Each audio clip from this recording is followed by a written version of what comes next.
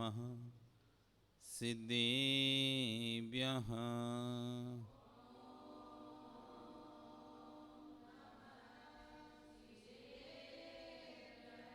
ॐ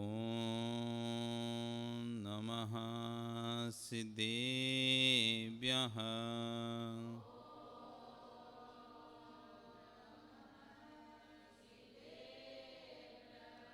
ॐ नमः सिद्धेभ्यः।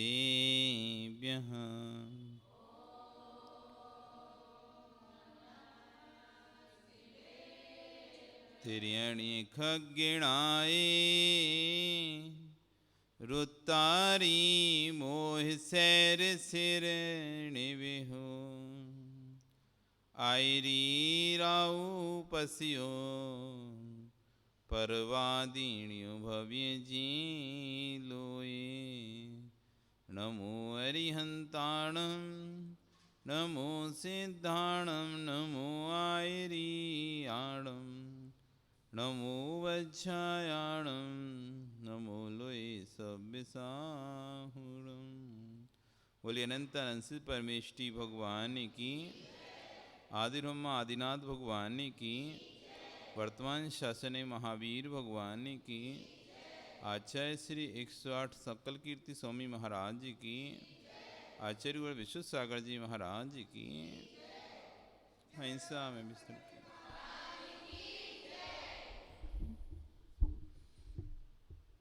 बंधु, वर्तमान शासन न्यायिक वर्तमान स्वामी के शासन में हम सभी विराजते हैं। आदिनाथ स्वामी की चरण निश्रा में बैठकर हम जिन दिशा का पान कर रहे हैं। कल हमने यहाँ पर समझा था कौन व्यक्ति पूज्य पने को प्राप्त होता है। आज यहाँ बता रहे हैं कौन व्यक्ति अपूज्य पने को प्राप्त होता है। अपूज्य से अर्थ कि जहाँ भी जाता है उसका अपमान होता है। कितना भी कोई अच्छा कार्य कर ले, घर में भी आप देखते हैं एक व्यक्ति बहुत मेहनत करता है लेकिन क्रेडिट उससे नहीं मिल पाता। कितना भी अच्छा करे कोई का, तब भी उसे सुन नहीं मिलती। कितना भी अच्छी प्रकार से करे तब भी उसे सुन नहीं मिलती। पूरे घर का भी करता है, सबका करता है, काम पूरा करता है, तब भी उसे कोई भी ये नहीं कहता कि इतना काम कर रहा है घर में। तभी क्या किया तुमने, इतना से तो किया है, क्या किया तुमने। और दूसरा व्यक्ति थोड़ा सा करता है, अरे देखो कितना काम करता है। तो जो अपूज्यपना मिल रहा है, जगह जगह कहीं भी जाता उसको अपमान मिलता है, कहीं भी जाता उसको सम्मान नहीं हो पाता। बाहर भी जा रहा है, पूरा काम उसने किया और जब सम्मान की बारी आई तो उसका नाम ही भूल जाता है। पूरा काम उससे करा लिया जाता है और जब स्टेज पे या कहीं भी इस स्थान पर कि जहाँ पर ये बताया जाता है कि किसने काम किया, ऐसे समय में उसका नाम ही नहीं लिया जाता। बहुत सी बार आपके साथ होता है, घर में भी ऐसा कई बार होता है कि आप पूरा घर का काम करते हैं, सब कुछ करते हैं और फिर भी किसी को पता ही नहीं था, कोई एक बात दिन में कहने वाला नहीं तुमने आज बहुत काम किया। एक ही क्या किया, दिन भर तो सो रहे थे, घर का काम कैसे हो गया। फिर काम किया तब भी कोई नाम लेने वाला नहीं। जहाँ भी जाते हैं वहाँ लोग धुतकार देते हैं, पूज्यता नहीं मिलती है। एक व्यक्ति, एक भिखारी किसी के भी द्वारे पर जाए, भिखारी किसी के भी द्वार था, कोई उसकी पूजा नहीं करता। उसकी करता है कोई पूजा? भिखारी किसी के भी द्वारे पर जाए, चाहे बड़े आदमी के द्वारे पर जाए, चाहे छोटे आदमी के द्वारे पर जाए, तब भी उसकी पूजा नहीं होती, उसको धुतकार नहीं मिलता है। क्या किया था इसने ऐसा कि हर द्वारे पर इसे भीख मिल रही, भीख दिए जा रहा है, लोग उसे दैनिक उससे देख रहे हैं और एक चम्मच आटा देकर उस पर एहसान जताते हैं, अपमान करते हैं उसका। जा कल से आना नहीं यहाँ पे, जब देखो तब मुंह ठोर चले आते हो। इस तरह से उसका दुत्कार रहे हैं, उसको हड़का रहे हैं। ये क्या है, ये क्यों हुआ यह पूज्यपना, ये किस कारण से इसको इस तरह की पर्याय मिली है जिसमें कि इसको दूसरों की सुनना ही सुनना पड़ रहा है। सबको सुनने वाली पर्याय। अब नौकर की पर्याय क्या पर्याय है, आप क्या समझते हो? जो नौकरी करता है वो खुश रहता है क्या? वो सदैव इस बात का दुखी रहता है कि मुझे दूसरे की सुनना पड़ती है। जगत में यदि सबसे बड़ा कोई दुख है तो दूसरे की आज्ञा मानने का दुख है। देवों में कोई दुख नहीं है, शारीरिक किसी प्रकार का देवों में कोई भी शारीरिक दुख नहीं है कि उनको बुखार आता हो, जुखाम होता है, खांसी होती है, पीड़ा होती है शरीर में, कोई भी दुख नहीं है। उनको यदि दुख है तो मानसिक दुख है। वो मानसिक यही दुख है कि मैं देव होने के बाद भी मुझे इनकी आज्ञा मानना पड़ रही है। मैं स्वयं देव हूं तब भी मुझे घोड़ा बनना पड़ रहा है, मैं स्वयं देव हूं तब भी मुझे हाथी बनना पड़ रहा है, मैं स्वयं देव हूं तभी मुझे रथ बनना पड़ रहा है। जितने ही प्रकार के वाहन होते हैं, गधा, सूकर, बैल, भैंसा, जो भी जिनके जितने प्रकार के रथ हैं, गरुड़, पक्षी, सब प्रकार के वाहन उसको बनना पड़ रहा है देव को। उसको यही अंदर दुख लगता। सबसे बड़ा दुख है आज्ञा का, सबसे बड़ा सुख है आज्ञा देने का। आप देखो ऑर्डर देने में क्या मजा आता है, हैं? बॉस बना के बिठा दो, अच्छा, हाँ, घर के एकदम हेड हो तुम, और सब पे ए ऐसा कर लेना, ओ ऐसा कर लेना, हाँ इधर ये रख दो, उधर वो रख दो, इसमें आनंद है। और कोई तुमसे कहे ये ऐसा कर लेना, कहाँ से आ गया, ऑर्डर चला रहा है जब से देखो तब से, नौकर समझ रखा है, नौकर बना के रख दिया है। आज्ञा पालने का दुख है, आज्ञा पालने का। तो जितने भी जो नौकर हैं वो सुखी नहीं है। देखने में लग रहा है आप भी अपने, अरे हमारा बच्चा नौकरी कर रहा है, हमारा बच्चा नौकरी 1 लाख रुपए महीने कमा रहा है, 2 लाख रुपए महीने कमा रहा है, 10 लाख रुपए महीने कमा रहा है, बड़ा और अच्छी नौकरी। उससे पूछो कितना दुख है उसे। तुम्हें सिर्फ पैसा दिख रहा है कि उसकी 1 लाख रुपए मंथ की जॉब लगी है, 1 लाख रुपए मंथ की जॉब, उससे 1 लाख रुपए कमाने के लिए 1 महीने तक कितना सुनना पड़ता है, तुम्हें अंदाजा भी नहीं हो उसका। तुम्हें तो बस इतना लग रहा है कि 1 महीना करता है और 1 लाख रुपए आ जाता है।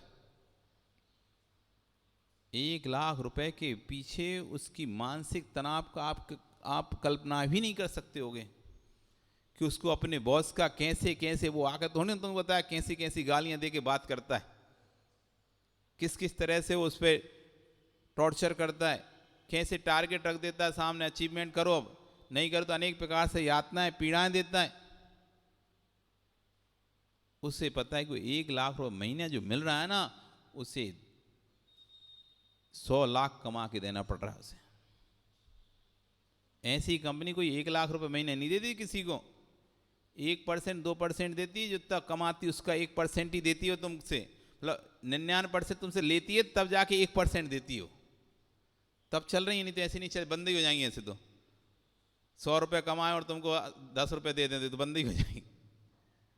तुम्हें 10 देंगे तो फिर उनके खर्चा और भी खर्चे कहाँ से पूरे करेंगे। इसलिए 1000 कमाती हैं तब तुमको 10 देती हैं, तुमसे 1000 कमाती हैं, तुम उन्हें 1000 कमा कर देते हो, तब जाके वो तुमको ही 10 रुपया देती है। वो 1000 कमा में ऐसा हालत कर देते हो व्यक्ति की, देखने में लगता है जॉब है जॉब है। तो आचार्य भगवान कह रहे हैं किंकर से कुकर भला, नौकर से कुत्ता अच्छा। 2 रोटी खाता है, कहीं भी अपनी पूंछ लाता है, दुम लाकर कहीं भी अपने हिसाब से जमीन साफ कर बैठ जाता है, जहाँ स्वेच्छा से विचरण करता है। लेकिन किंकर है नौकर, अपनी स्वेच्छा से विचरण नहीं कर सकता, उसे बंधा हुआ है, वो इतनी छुट्टी ले सकता हूँ, इससे ज़्यादा नहीं ले सकता, इतने समय तक ही मैं धर्म कर सकता हूँ, इस समय नहीं कर सकता, टाइम फिक्स कर दिया उसकी जीवन, मतलब पूरा उसकी जीवन को कंट्रोल कर लिया जाता है। इतने वैसे कितने तक यहाँ रहना है, फिर तुम्हें इतने महीने तक यहाँ रहना है, इतने दिन की छुट्टी लेना है, इससे ज़्यादा नहीं लेना, यही मिलेगी और नहीं मिलेगी। एक व्यापारी देखो स्वतंत्र रहता है, वो किसी भी के दबाव में नहीं रहता, क्योंकि उस पर गालियाँ दे के बात करे दुकान खोल, आज नहीं खोलागा तो ऐसा होगा। जब उसको दुकान खोलनी है मर्जी है, खोलता है, नहीं मर्जी है, किसी दिन बीमार भी है, स्वास्थ्य भी ठीक नहीं है, कहीं बाहर जाना, बंद किया, अपना ताला डाला और चले गए, स्वतंत्र है। आपको लग रहा है कि नौकरी में व्यक्ति ज़्यादा सुखी है। जितना सुखी व्यक्ति अपने स्वतंत्र व्यापार में होता है, उतना सुखी कभी भी नौकरी में नहीं हो सकता। जब मर्जी आए तब अपना कार्य करो, नहीं आए किसी की सुनने की जरूरत नहीं। अब समस्या तो सभी जगह रहती है, कहीं कोई सी समस्या, कहीं कोई सी समस्या। लेकिन जो दूसरों के, तुम हो बढ़िया अच्छे परिवार के और तुम्हारा बॉस हो भंगी चमार, उसकी तुमको सुनना पड़ रहा है। उसके आगे हाथ जोड़कर, हाथ बांध के ऐसे खड़े हो जैसे कि उनके नौकर हो, दास हो। कौन कौन सी लोग वहां पर बड़ी बड़ी पोस्ट होते हैं, आपको तो समझते हैं ना सब। कोई जरूरत है ना सब सवर्ण ही हो, अच्छी लोग हों ऊंची पोस्ट पे। नीची कास्ट के लोग भी तो ऊंची पोस्ट पे पहुंचते हैं ना। तो आप ऊंची जाति की होकर भी उस हीन कुल के सामने हाथ जोड़कर, सिर झुकाकर खड़ा रहना पड़ता है। जिन लोगों को आप पानी भी नहीं पिलाना चाहते, जिन लोगों को आप पानी पिलाना ही पसंद नहीं करते, ऐसे कुल के लोगों के सामने आपको हाथ जोड़कर खड़ा होना पड़ता है, सिर झुकाकर खड़ा होना पड़ता है। इसलिए नौकरी तो बहुत ही अपने मतलब कुल को ही लजाना कहलाता है कि इतने अच्छे कुल के होकर अब हीन कुल के आगे तुम झुक रहे, हीन कुल के आगे झुकना पड़ रहा है। तो कह रहे हैं वहां पर भी उस कितना नौकरी करता है, तब भी सभी को, नौकरी करने वाले इतने सारे लोग हैं, सबको ही सम्मान मिलता है कि नौकरी में भी कितना टॉर्चर, कितना अपमान सहन करना पड़ता है। सभी लोग अच्छे नहीं कहलाते वहां पर। तो कौन व्यक्ति है, जो मूल पुरुष दोषों को ही ग्रहण करते हैं, जो जोक जैसे होते हैं। जोक, जोक समझे? जोक जानते हो? गाय के थन में लग जाती है? हाँ, लाल लाल जोक गाय के थन में लग जाती है। थन में लगकर दूध नहीं पीती, वो खून पीती है। जिस गाय के थन से दूध निकलता है, लोग पुष्टिकारक दूध पीकर उसको पुष्ट हो जाते हैं। ऐसे थन में लगकर भी जो जोंक सिर्फ खून को ही पीती है, ऐसे जोंक जैसे स्वभाव वाले व्यक्ति, जिन्हें सिर्फ दोष के अलावा कुछ भी नहीं दिखाई देता, जो सदैव दोषों को ही ढूंढते हैं, गुण तो देखने की जिनकी दृष्टि है ही नहीं है, कब कौन सा दोष दिखे और हम उसका प्रचार करें, बस सदैव इसी उनका प्रयास सदैव ऐसा ही रहता है कि बस कोई एक दोष मिल जाए और हम उसका प्रचार करें, हम लोगों को बताएं इसमें ये गलती है। उतावला रहता है गलतियां बताने के लिए। जैसी पता चली और सब जगह फोन कर कर या मिलकर या बोलकर कि देखो मैं सबसे पहले मैं बताऊंगा इसकी गलती सबको।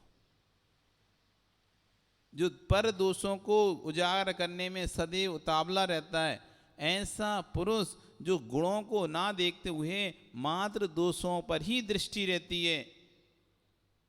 कौवे के सामने तुम सामग्री रख दो, एक तरफ मांस का टुकड़ा रख दो, उत्कृष्ट काजू किशमिश रख दो और एक तरफ मांस का टुकड़ा रख दो, काजू किशमिश नहीं देखेगा, मांस का टुकड़ा ही देखेगा, मांस का टुकड़ा ही खाएगा।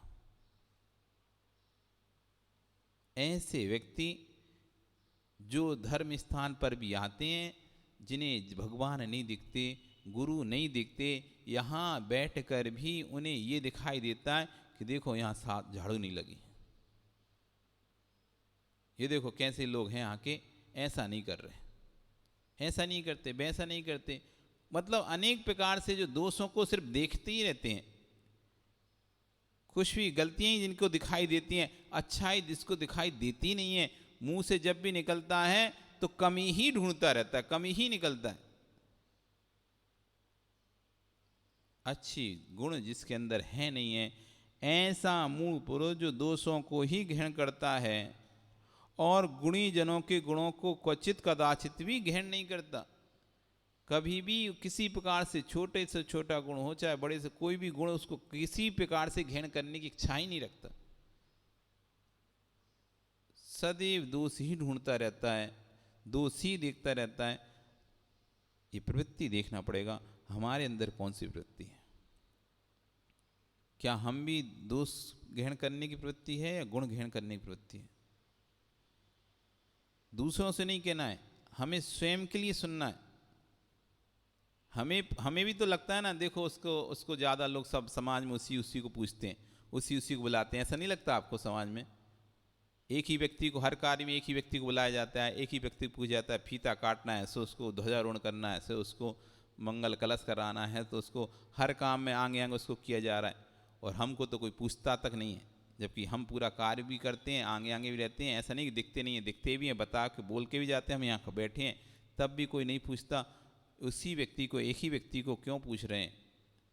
ये भाव हमारे अंदर भी आते हैं। तो भाव जो तुम्हारे अंदर है, क्यों आ रहे हैं भाव? क्यों नहीं पूजा जा रहा तुमको? इसलिए नहीं पूजा है कि आप में गुण ग्रहण करने का स्वभाव ही नहीं है। पहले किसी के गुण देखे नहीं थे तो आज गुण दिखाई नहीं दे रहे। अब अपने आप से पूछना, मैं कितने लोगों के गुण देखता हूं?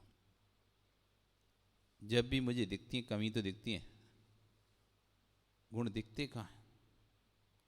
दो विद्वान है, दो समान व्यक्ति हों, दो संगीतकार हों, दो विद्वान हों, दो कोई भी एक ही विषय को जानकार दो लोग हों, उनको अलग अलग बिठालना। दो किसी भी विषय के जानकार दो व्यक्तियों को तुम अलग अलग एक साथ बिठालना। अलग अलग बिठाना मतलब एक ही समय में आगे आगे पीछे करना, एक से दूसरे के बारे में पूछना। उससे पूछना, बताओ तो वो कितना अच्छा गाती है, बताओ वो कितना अच्छा ज्ञानी है। उसके जो दूसरा व्यक्ति उससे, अरे क्या बेसुरीला गाता है, क्या कोई कंठ है, कोई सुरीला कंठ है क्या? कौए जैसे कौं कौं करता रहता है। वो उसको कोई विद्वान है? वो तो अरे ऐसी दो चार गंध पढ़ लिए तो अपने आप को विद्वान समझ लो। बिरला व्यक्ति है जो दूसरों की बड़ाई करे, स्वयं विद्वान होकर, स्वयं उस वस्तु का ज्ञाता होकर। ज्ञाता नहीं है तब तो आप दूसरे की विशेषता कह सकते हो। आपको गाना नहीं आता तो आप दूसरे के बारे, हाँ वो बहुत अच्छा गाता है, ये आपके मुख से निकल जाएगा।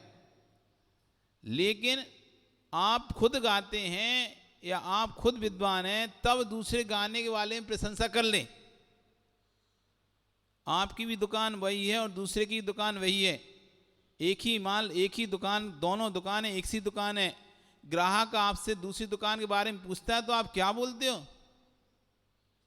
अरे सब ऐसी माल है, वो उसका तो नंबर 2 का माल आता है, बिल भी नहीं देगा तुमको और महंगा लगाता है, ये करता है। जबकि आपको पता है कि नहीं, सेम एक ही दुकान से, एक ही कारखाने से दोनों लोग माल खरीद के ला रहे हैं, एक ही रेट बेच रहे हैं, तब भी आप उसको चला के नहीं कर, तू भले वहाँ से ले ले, कोई बात नहीं, एक ही है, अपन एक ही रेट मिलेगा यहाँ और वहाँ एक ही है, वहाँ से लेना वहाँ से ले लो।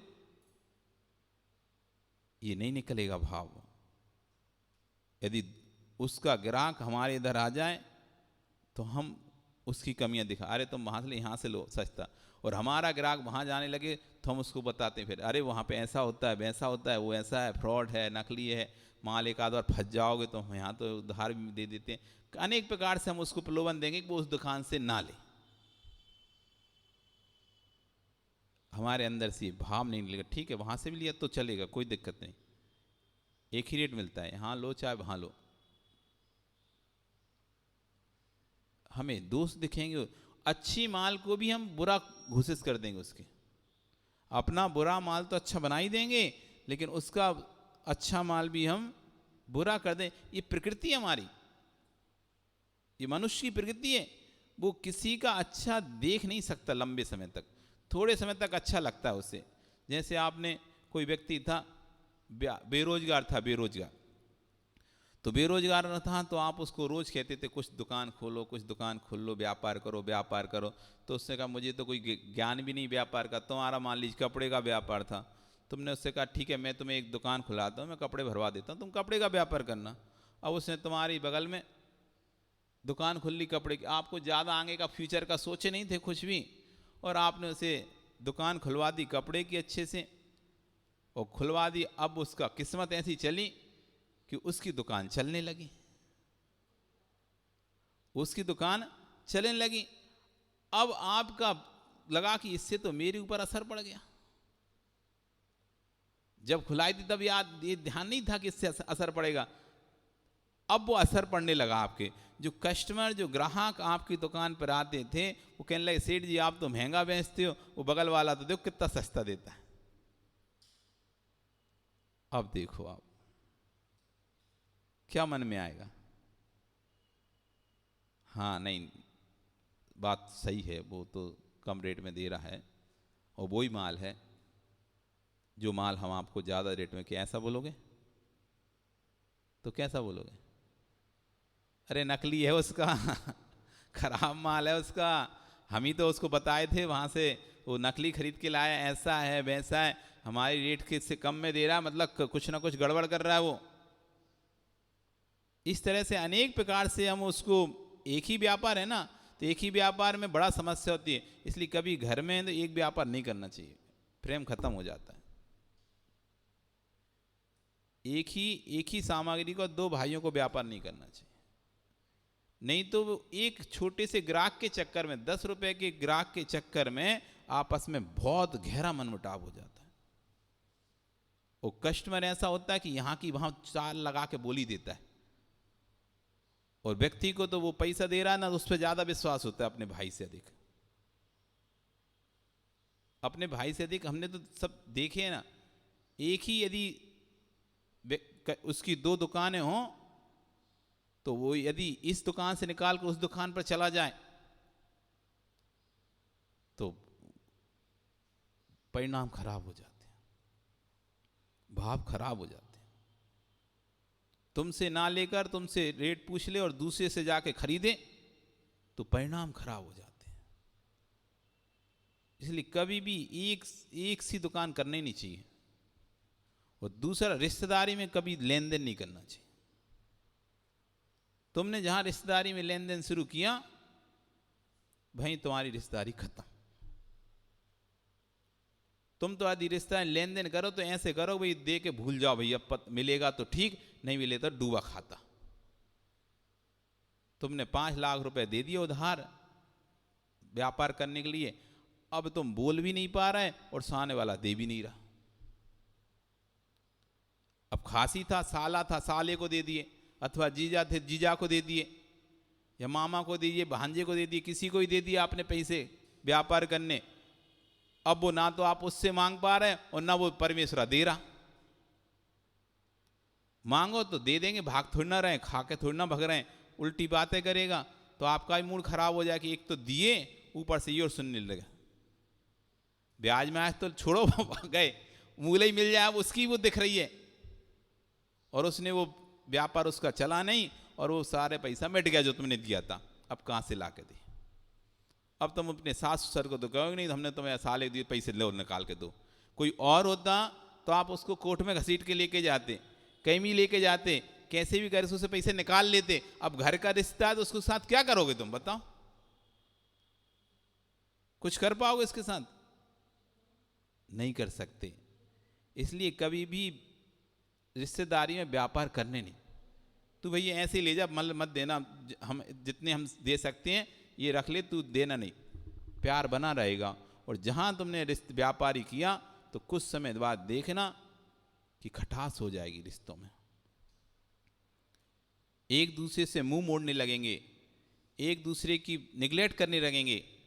एक ने पैसा ले लिया, दे नहीं रहा, तो अब वो फोन उठाना बंद कर देगा, मिलना बंद कर देगा, आना बंद कर देगा, जाना बंद कर देगा। धीरे धीरे अपन उसके घर जा जाके परेशान हो जाएंगे, मिलता ही नहीं है, बोल बोल के परेशान है, देता ही नहीं है। आखिरी में यही निर्णय निकलेगा, उससे रिश्तेदारी खत्म। इसलिए एक साथ 2 भाई एक सी दुकान ना खोलें, यदि प्रेम बना के रखना है तो। और कभी व्यापार रिश्तेदारी में व्यापार ना करें।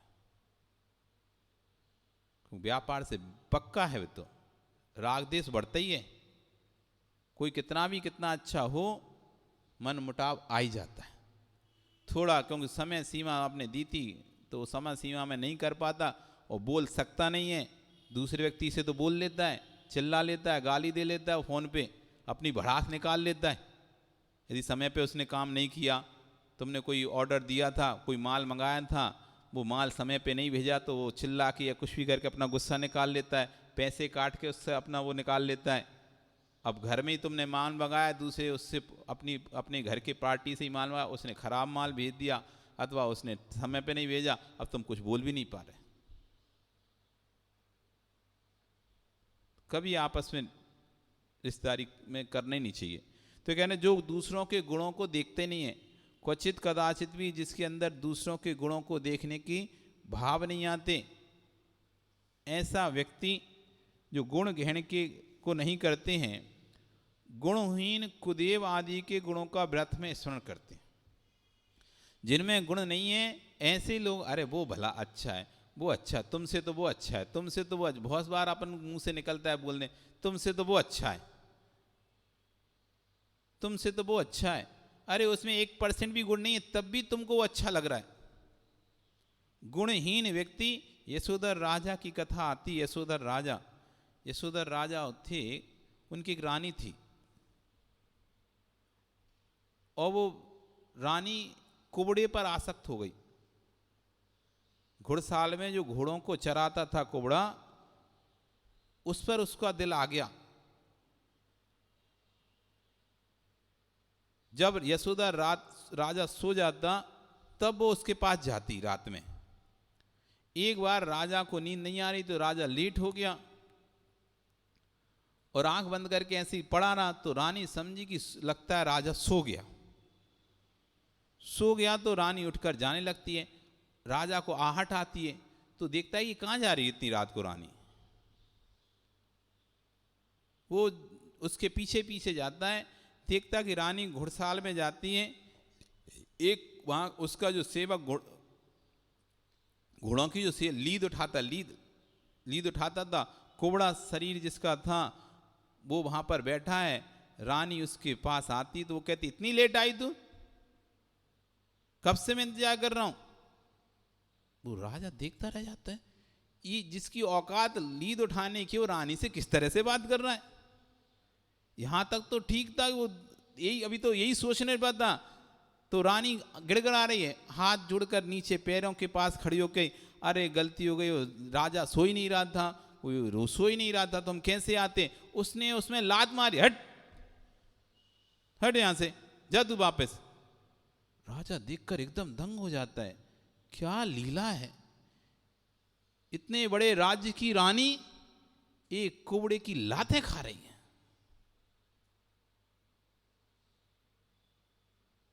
उसे राजा से अच्छा वो कुबड़ा दिखाई दे रहा है। खोटे लोग जिन्हें अच्छे लगते हैं, राजा तो एकदम विरक्त हो गया। ये क्या लीला है, जिस पर मैं जान छिड़कता था, वो कोबड़े की लातें खा रही हैं। चुपचाप राजा वापस आ जाता है और वापस वैसी सो जाता है। ये वापस आती है, उसके बाद से अगले दिन से राजा एकदम विरक्त हो जाता है। कोई बात नहीं करना, किसी प्रकार का कोई वो नहीं। अब प्यार म्यार तो उस पर आएगा ही नहीं, कैसे आएगा। रानी समझ जाती है कि नियम से मेरे दुराचरण का उसको पता चल गया। अभी पर इसने किसी से बोला नहीं है, कहीं ये सबसे बोल देगा तो मेरा क्या होगा। और वह अपने पति को ही मार डालती, कहीं ये मेरी खबर कहीं और ना पहुंचा दे। उस पति को मार डालती है और बाद में स्वयं मरकर नरक में जाती है। तो जो गुणहीन लोगों में तो गुण देखते हैं, और जिनमें गुण हैं उनको एक आंख भी नहीं सुहाते। व्यक्ति को पता रहता है, आपको पता रहता है, आप जिस पर आक्रमित हो रहे हैं या आप जिस पर गुस्सा कर रहे हैं, वो उस पर गुस्सा करने का कोई काम नहीं था, लेकिन तब भी आप द्वेष के कारण या किसी दूसरे के राग के कारण उस पर गुस्सा कर रहे हैं। घर में दो बहू हैं तो किसी एक से ज़्यादा स्नेह है और एक से कम स्नेह है, तो उसकी गलती नहीं होने पर भी आप उस पर गुस्सा करते हो और आपको पता रहता है इसकी गलती नहीं है, गलती छोटी के लिए उसकी गलती दुकाने के लिए आपको छुपाने के लिए दूसरे पे आप गुस्सा करते हैं, उस पर पूरा आरोप डाल देते हैं, प्रत्यारोप उसी पे कर देते हैं कि तेरी गलती है सारी। तो जो व्यक्ति गुणहीनों में गुण देखते हैं उन्हीं को ही, उन्हीं के गुणों का सदा स्मरण करते, दुर्गुणों का ही स्मरण करते रहते हैं, गुणहीन कुदेव आदि गुणों का व्यर्थ में स्मरण करते रहते हैं। मिथ्या मार्ग पर चलने वाले कुलंगियों के दोषों को कुचित भी नहीं जानते। सच्चे गुरुओं में तो दोष निकालते हैं और कुलंगी खोटे जगह पर जा जाकर अगरबत्ती चद्दर प्रसाद चढ़ाते हैं। ऐसे लोग भी हैं जो दिगंबर साधु में तो दोष निकालेंगे, ऐसे हैं साधु वैसे हैं साधु, और वहाँ दूसरे पीर फकीर बाबा दरगाह द्वार पर जाकर नहीं वहाँ अगरबत्ती प्रसाद चढ़ाएंगे, मन्नतें मांगेंगे। ऐसे व्यक्ति समाज में तो राजनीति करेंगे, अरे ऐसे होना चाहिए, वैसा होना चाहिए, वैसा होना चाहिए, और फिर खुद जाकर ऐसे जिनकी कोई चर्या ही नहीं है ऐसे बाबा महंत संत के चरणों में लौटते हैं। दिगंबर संत के चरणों में आने पर जिन्हें घमंड दिखता है अपना, अरे हम जाएंगे, नहीं जाते, और जिन्हें दूसरे बाबाओं के चरणों में बैठने में आनंद आता है। ऐसे व्यक्ति होते हैं, ऐसे व्यक्ति जो दिगंबर साधु के पास नहीं आएंगे लेकिन दूसरे सर्वधर्म सम्मेलन में नीचे बैठे रहेंगे, अपने आप को बड़ा विद्वान बड़ा ज्ञानी ध्यानी समझेंगे, और वही व्यक्ति यदि सर्वधर्म सम्मेलन सभा बुलाई जाए तो वहाँ नीचे बैठेंगे सबके बैठ के। तो ऐसे व्यक्ति जो कि मिथ्या मार्ग पर चलने वाले कुलंगियों के दोषों को तो नहीं देखते, उनको दोष उनको दिखते ही नहीं है, और सच्चे साधुओं के दोषों में दोष ढूंढते हैं। ऐसे पुरुष लोक में व्यर्थ, ऐसे पुरुष लोक में निंद कुसुम के समान, निर्गंध कुसुम के समान निर्गुणी होते हैं, अपूज्य होते हैं। जैसे कि बिना सुगंध का फूल कौन कीमत करता है? कीमत किसकी होती है? सुगंधित फूल की होती है, बिना सुगंध वाले निर्गंध वाले फूल की होती है। निर्गंध वाले फूल को कोई भी नहीं से ऐसे फेंक देता है, सिर्फ जिसमें सुगंध आती है उन्हीं फूलों को जूड़े में लगाता है व्यक्ति, उन्हीं फूलों के गले में माला पहनता है। जिनमें से सुगंध नहीं आती ऐसे बेशरम के, बेशरम जानते हो, एक बेशरम होता है, बेशरम का वो होता है पेड़, कहीं भी उग आता है, नाम ही उसका बेशरम। बेशरम मतलब समझते ना, शर्म नहीं जिसको, कहीं भी आ जाए कहीं भी चला जाए कहीं भी उठे कहीं, उसको अपन क्या बोलते हैं? बेशरम। ऐसे एक बेशरम का पेड़ होता है, पतली पतली उसकी डाली होती है, ऐसी संटी टाइप उसकी रहती है। वो कहीं भी जहाँ भी कीचड़ मीचड़ होती है उसके लिए कोई समूर्छन वनस्पति है, बीज की जरूरत नहीं पड़ती। जहाँ गड्ढों में कीचड़ भर जाती ना, पानी भर के कीचड़ हो जाती है, सूख जाता है, किचकिच हो जाता है, ऐसे स्थानों वो पेड़ उगता है। एमपी में बहुत उगते हैं बेशरम के पेड़, उसमें फूल आता है, फूल वाइट वाला है, सुंदर रहता है, लेकिन सुगंध उसके अंदर बिल्कुल नहीं रहती। बेशरम के फूल में सुगंध नहीं रहती, बड़ा फूल होता है इतना, उस फूल की कोई माला नहीं पहनता। माला पहनते हैं तो लोग किसकी पहनते हैं?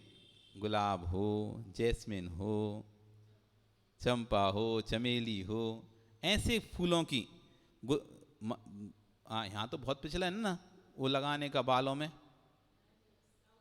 साउथ में प्रवचन रहता है बालों में लगाने। कौन से फूल रहते हैं? यही जैस्मिन, चंपा, चमेली, सुगंधित फूल, बाकी और फूलों को कोई नहीं दिखता।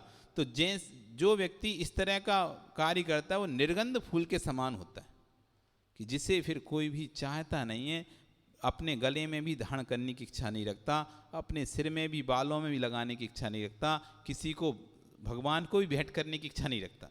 भगवान को भी वही फूल भेंट करते हैं जिसमें सुगंध आती है। पढ़ते हो ना आप? चंपा चमेली केवड़ा नाना सुगंधित पुष्प लेके आए, मतलब अनेक प्रकार के सुगंधित पुष्प, चंपा के, चमेली के, केवड़ा के, अनेक प्रकार के पुष्प हे भगवान आपके चरणों में सुगंधित पुष्प अर्पित कर रहे हैं, दुर्गंधित नहीं या निर्गंधित नहीं, सुगंधित। तो हर जगह सुगंधित की महत्ता है। और जो व्यक्ति इस तरह का होता है वो निर्गंध पुष्प के समान, जैसे निर्गंध पुष्प कहीं भी किसी के पास में जाएगा वो फेंक देगा उसको, ऐसे ही वो व्यक्ति कहीं भी जाएगा तो अपूज्यपने को प्राप्त होगा और उसकी कहीं भी कीमत नहीं होगी। इस तरह से यहाँ पे आज बताया कि कौन व्यक्ति अपूज्यपने को प्राप्त होता है। अब कल यहाँ पर बता रहे हैं कि कौन व्यक्ति दासत्वपने को प्राप्त होता है। नौकरी आपके घर में दास है कि नहीं है? बाई काम करने वाली नहीं है? है। तो कौन ऐसे दासत्वपने को काम कर, दूसरों के घर में जिसको काम करके अपना पेट भरना पड़ रहा है, दुकान पे काम करके अपना पेट भरना, नौकरी करना पड़ता है। कौन व्यक्ति है जिसे दूसरों का दास बनना पड़ता है, आपकी हजारों बातों से सुनना पड़ती तो तब भी चुप रहता है। घर में कोई बोल दे एक शब्द तो वो अपने घर में तो शेर बनता है, एक किसी की नहीं सुनता। लेकिन जैसे ही नौकरी पर आता है, काम पर आता है, मालिक की हजारों बातों से सुनना पड़ती है और चुपचाप सुनना पड़ती है, क्योंकि पता है जी मैं बोलूँगा तो नौकरी से जाऊँगा। तो ऐसा दासत्व कौन प्राप्त करता है, कौन दास होता है, इस बात को हम कल करेंगे। आज आपका समय हो गया, पर आ रही तो कल पुनः हम यहाँ पर इस दासत्वपने को प्राप्त करने वाला कौन हो उसको सुनेंगे। नमो अरिहंताणम, नमो सिद्धाण, नमो आर्य, नमो जिनवाणी स्तुति। जावाणी के ज्ञान ते सूझे लोकालो, सोवाणी मस्तके नमो सदा देत। हे जिन वाणी भारती तो हे जपो दिन रैन, जो तेरा शरणागहि सोपा।